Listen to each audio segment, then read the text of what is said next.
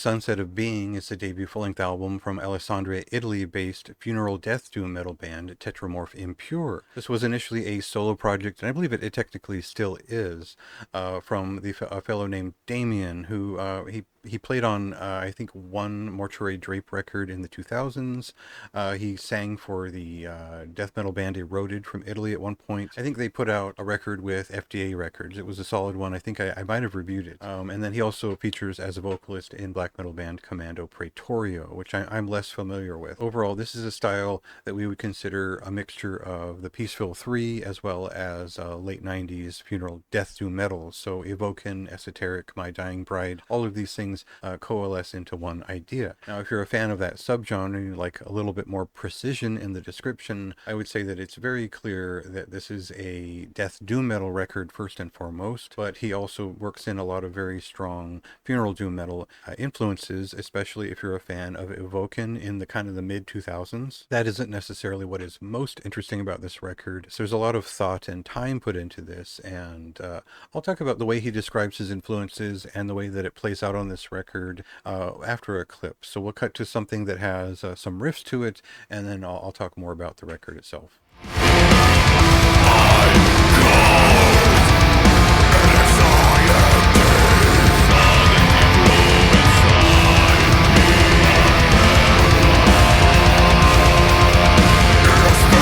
So in the press release, I was excited about this album because it mentioned some of my favorite bands of all time, like Gormant and Mournful Congregation and all kinds of old school death metal bands of the Finnish and death doom variety in general of a certain type. And I was expecting something that was maybe a little bit further away from like maybe the Antithesis of Light type sound. And what I mean by that is there's a lot of spoken sections. There's a little bit of not necessarily gothic influence, but gothic death doom influence, where it's not necessarily as avant-garde as one would expect from a funeral doom tag and talking about the old school style. So what we get from this record is more so something that is romanticist death doom on the scale of funeral doom.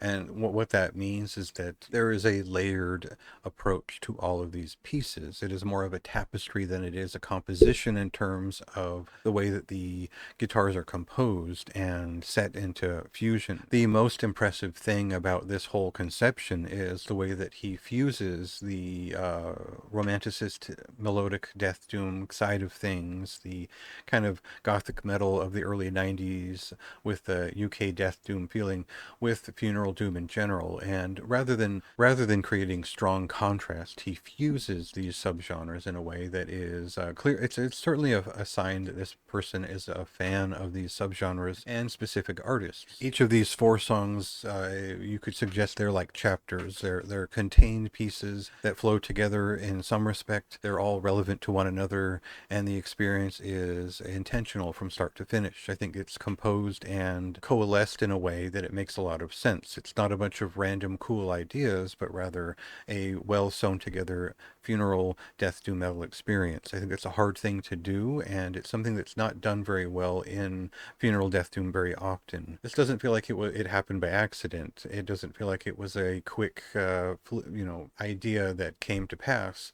It does feel like there was a lot of serious work put into this record, and so for me, very strong experience. I think that I didn't connect with it strongly emotionally, but it was very entertaining in terms of the guitar work. The vocal work is, and its many types of expression are very strong throughout. It wasn't as like old school as I was expecting it to be, but it still ended up being a good funeral death doom metal record, which is very deep in its proposition. Great record overall, very solid and above average on all counts, but we'll see how long it lasts and the influx of new releases at this time. But overall, I think immersion is the great strength of this record, and if you're looking for an immersive funeral doom metal influenced album that has strong death metal riffs, this is a great option, a great sound, and a strong overall effort.